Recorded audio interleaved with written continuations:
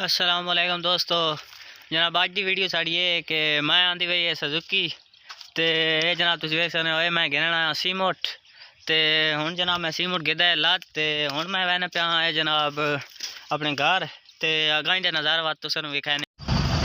ते जनाब हुण तुसीं वेख सकते हो असीं जनाब वैन पाए ते बहुत इंजॉयमेंट मौसम है क्योंकि तुसें पिछली वीडियो ते वेखा है कि सानू ट्रैक्टर मिल गया है ते इस वीडियो ते जनाब सानू मिल गई है सुजुकी ते हुण असीं वैन पा जनाब घर ते सीमट असीं गिनण आया ते साढ़े चाचे दी पैन के नाम सके आखने कद ते मिस्त्री अज आया कोई नहीं है ते मैं आखा चलो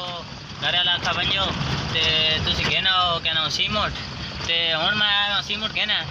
ते बा हुण साडी घर आले पले वापसी है ते हुण असीं वैन पाए